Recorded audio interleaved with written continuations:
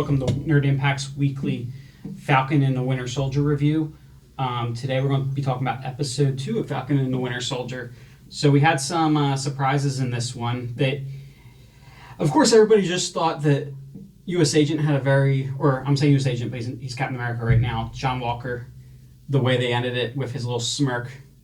I think all that was on anybody's mind is how punchable his face was. But I think, though, that in this episode they did a really good job of developing that character. And Nick, as you know, he's a character who in the comics I'm very fond of, even though he hasn't gotten a lot of attention in the comics, not in recent years at least. He did have an ongoing series, and he does now have a new ongoing series as of recently. But he's certainly not like one of your.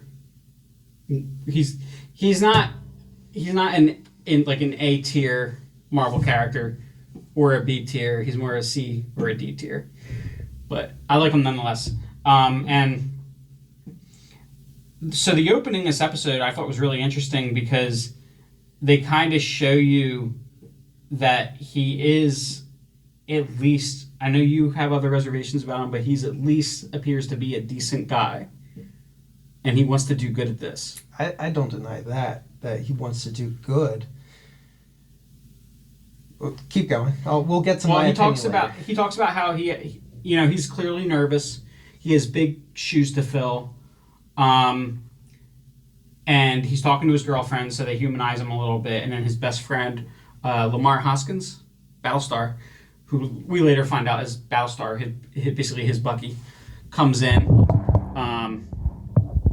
And he tells him how, I don't want to do all this, shaking hands, being the face of Captain America.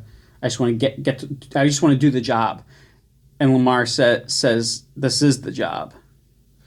And then he goes out and they have like this big event on the football field and do this big interview.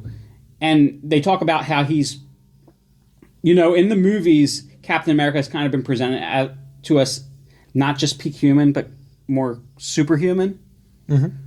Maybe on the lower tier of superhuman, but still superhuman. Whereas in the comics, he's usually depicted as peak human. Now, this version of U.S. Agent, whereas in the comics is depicted as superhuman, was depicted as peak human. Because they talk about how he has a perfect score on everything. It shows him throwing the shield in like a little training montage. But he still shows like a humbleness and the way he has some humility, I think, when he's talking to the reporter. That he's just going to do his best. Right. Am I converting you? No, you're not.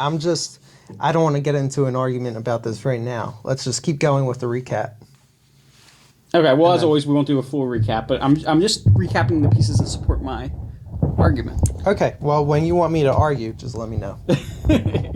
So, yeah, and throughout this episode, my perspective is, and I know how he comes across sometimes, Nick. I'm not denying that.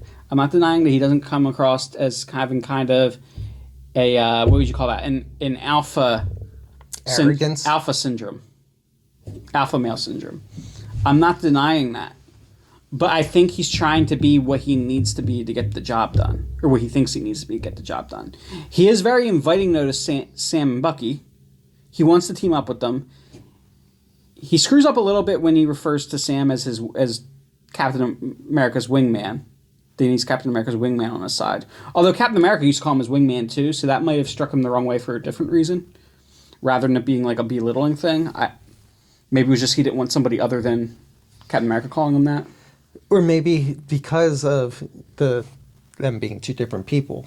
Coming from the other guy was more like you call me a sidekick thing, where with Steve and they're personal, they know each other. It's, they could take it as a pun. Mm-hmm. Yeah, but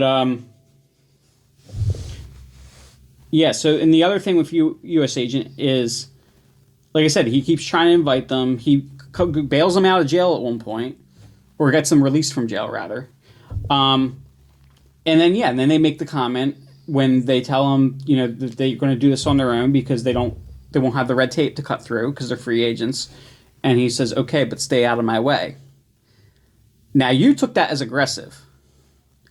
I took that as this is a guy, the way he looks at it, he has a job to do. A job to serve his country. And he just doesn't want them, if they're not going to be siding with him, he just doesn't want them getting in the way of what he needs to get done. Ready for me to argue? I'm ready. Okay. So my opinion of him is that he wants to do a good job, no doubt. But he also has this sense that because he was picked to be Captain America, that he's better. And he might be better. He might be he's more skilled than Sam? Than the other people who were looked at to be Captain America. Like they talk about his performance and all of it being off the charts and all that stuff. And, he doesn't have super strength, which I think he will get later, possibly. Well, in the comics, he does get his strength from the Power Broker, who we now know as of this episode is involved. Yeah. So I think he will be getting his super strength later on. But, he's skilled, and I think that it's getting to his head. Not only that, I know he's trying to do good, but he obviously has the wrong idea of what Captain America is supposed to be. Right? And it's portrayed in the way he talks and the things he says. Mm-hmm. Like it doesn't seem like he's just putting on a show. Like I'm this great hero, so I'm saying these things because I'm this great hero. I feel like he's saying those things out of arrogance. Mm-hmm. Well, and he does say the thing about being the government. So I think he sees it, like you said, as the job. He's working for the government. Steve didn't see it that way. Well, no, I'm arguing your point right now. Okay. Steve didn't see it that way. Steve did not represent the American government. Steve represented the American people and American ideals. Right. And when he viewed the government as going against those ideals, then he was against the government. Right. So I think that's the big difference between them. Yep, and that's why I don't like him. I don't think he's a bad guy. I just don't like him because of that. I don't like him because he's arrogant. Now, I'm not saying that I want him to ultimately be Captain America at the end of this. I still want Sam to get back to S.H.I.E.L.D. and be Captain America. Though I do hope he continues as U.S. agent. It'd be cool if he actually gets like the black costume. I think he will. And you know what? Something else threw me off with this episode. I'm not sure. I don't know much about U.S. Agent from the comics, but he shot somebody. He used the gun. Okay, let me point something out to you. In Captain America, the First Avenger, Steve used a gun in several scenes. He did use a gun. They are in the military, Nick. And the other thing is, U.S. Agent. Did Steve shoot to kill? Steve has certainly killed people. Yes. And he's got superhuman strength. You think all those people in the elevator scene in Winter Soldier survived? There's such a thing as holding back your punches. Okay, Steve has killed people. Let's be clear about that. Steve has killed people. He blew up a Hydra base in the first movie. People died. Marvel doesn't do that. They all kill. This isn't Batman Superman where we have this idea that they don't usually kill. Marvel never gives us that misconception. Or never gives us that expectation. But anyway, the other thing is, he's a soldier and he doesn't have any powers. You don't expect him to use a gun? I just wasn't expecting that. I was expecting full-blown S.H.I.E.L.D. action. Okay, Falcon killed people in the first episode. That's Falcon. Anyway. I have this ideal of Steve Rogers, or not, the idea of the ideals that Steve Rogers stands for. You know? So where were we? What was the discussion? So I just got over my point of why I don't like. You said because he uses a gun. Yeah, that's where we ended up. But then you were saying, how you were on my side with, or speaking in favor of my argument with. Right, but not with the gun part. No. And then we got Bucky, who has killed a lot of people. But he's trying not to. Rule number 2, don't hurt anyone. And let's point out that Bucky is, in fact, a super soldier. He is, in fact, a super soldier. He dropped out of a plane with one metal arm and survived.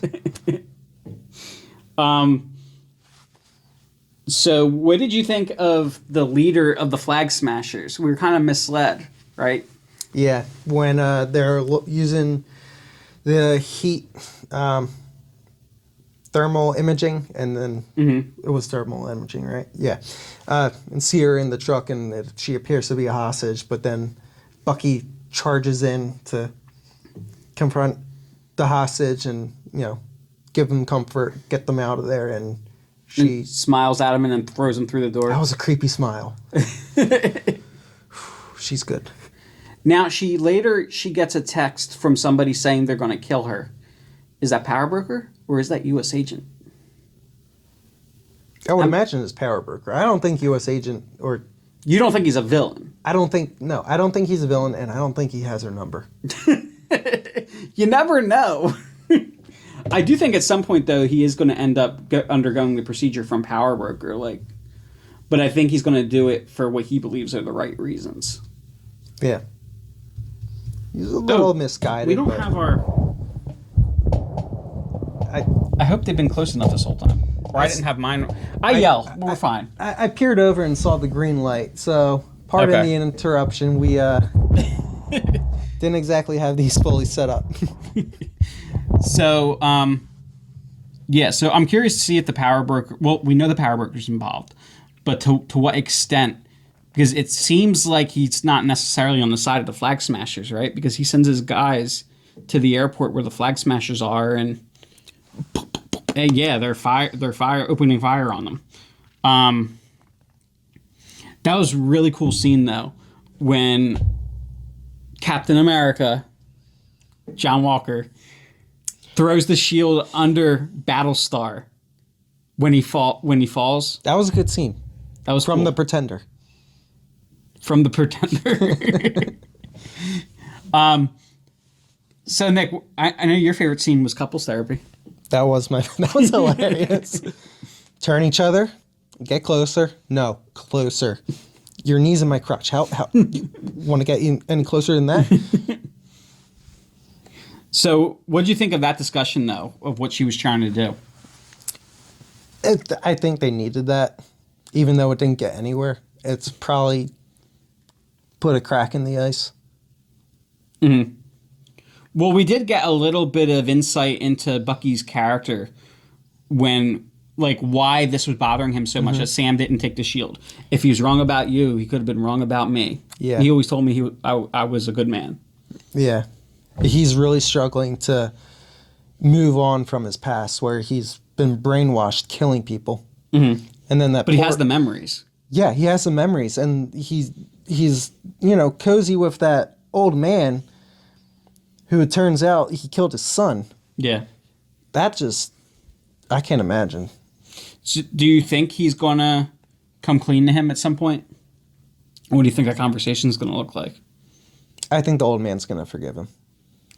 Well, his identity as the Winter Soldier is his pardon.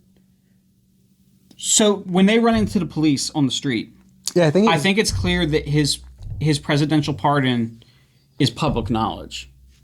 So I think the whole world knows that he was the Winter Soldier, and has an idea of the things he did. Except for the Asian girl that Well, they might not She- necessarily all know what he looks like. Right. But basically, beat cops, street cops knew who he knew about it. Yeah. Because remember, Falcon says he got a presidential pardon, or the president pardoned him, and they said this isn't about that. So they knew about that. Mm-hmm. So if a cop knows, then Yeah, it's probably been on the news. Yeah. Or at least you don't need like some kind of high government clearance to know about the Winter Soldier. Unless if they were talking about because then it would have been both of them. If they were talking about the pardon from Civil War, they were on the same side during that, so that couldn't have been that. But while we're talking about the scene on the street, what about the reason they were there? Isaiah, the other Captain America. Captain America. Although they never call him Captain America. So No. I don't know if he was necessarily Captain America in this world or in this universe, but he's a super soldier that was kept hush-hush. And as they talked about the Korean War, so it seems to be that he actually came some point after Steve. Didn't they say they kept him hush-hush because of his skin color? Well, that's implied. I mean, that's basically the reason in the comics. But I believe, I could be wrong, yell at me in the comments if I am, but I believe in the comics he actually was part of a group of test subjects that were pre-Steve Rogers as Captain America. And they didn't want a black Captain America. So after they tested it on test subjects who I think for the most part were either black or criminals,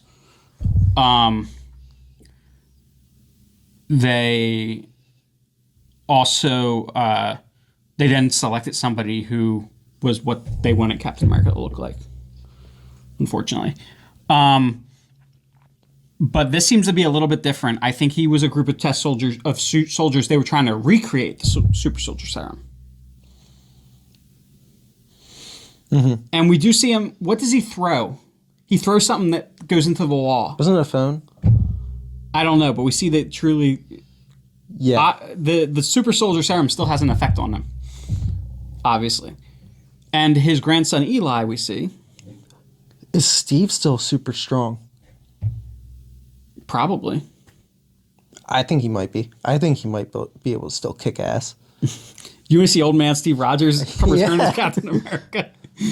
90-year-old Steve Rogers as Captain America. But then we see Eli, who's Isaiah's grandson and is also a member of the Young Avengers and is a patriot in the comics. So one more Young Avenger popping up. We seem to be collecting them. So just to give you the rundown, we got Wiccan and Speed, who showed up in WandaVision, and I do believe at some point they're somehow going to return. Or at least we know she's studying the Darkhold, trying to bring them back. We got Isaiah Bradley, Patriot. We have, I believe, America Chavez has been reported as popping up, going to be in Doctor Strange. We have Miss Marvel, who's never I don't think she's ever a Young Avenger in the comics, but has been members of other young Avenger groups, like Champions. We have mention of Miles Morales existing in this universe. Yeah. Though he was in kindergarten the first time they mentioned him. 5 years ago. Well, more than 5 years ago. 6 years ago. Ish. Yeah, so I don't know. Maybe we can get a 13, 14-year-old. Keep you going for a couple years. Miles Morales. I'm sure, yeah, you're right. It would be a number of years before that would happen. But potentially Miles Morales. I was telling you earlier, we haven't heard about Hulkling yet, who is in one of the Emperors of the Skrulls at one point. But we do have a Secret Invasion series coming about it's going to focus on the Skrulls. So we very well could get get him popping up in there. How many more Young Avengers do we need? I think it'll give us a full roster. But for everyone saying that there's no way they'll do Young Avengers, I don't think you introduce so many of them if you're not going to do it. This isn't just like, oh, one popped up here, two popped up there. I just named like 7 potential Young Avengers. That's not an accident. So what else? I thought the Isaiah Bradley thing was really cool with him popping up, and just shows how complicated the history of the Shield really is. That if the world was in a different place, there could have been a Black Captain America. And then we get that scene on the street, which was clearly, there was definitely racial profiling going on there. So I'm sure for Sam, there's all kinds of mixed feelings, and maybe now he's starting to feel like I really should have taken on that Shield. Yeah. Yeah, I think he will now, and I think that's going to be his motivation. Mm-hmm. Yeah, that this is something that the country, the black community needs. The black community and the country needs to get through this and to move past whatever racism is still within the system. What a perfect time to put that story out there. Yeah. It really is. Yeah, it's that's well planned. But so hopefully we'll eventually see Falcon take that on, or take on the Shield. And I still want you as agent. But anyway, yeah, I think that's all I have to say. That covered it. Yep. So there's our kind of lengthy review of Falcon and the Winter Soldier episode 2. Well, you're away next week, so I guess I'll be flying solo on that one. I could remote in if you don't mind if you don't mind the editing. Okay. So that's it for episode 2, Falcon and the Winter Soldier. Don't forget to like, comment, and subscribe on Facebook and on YouTube. Until next time. Stay nerdy.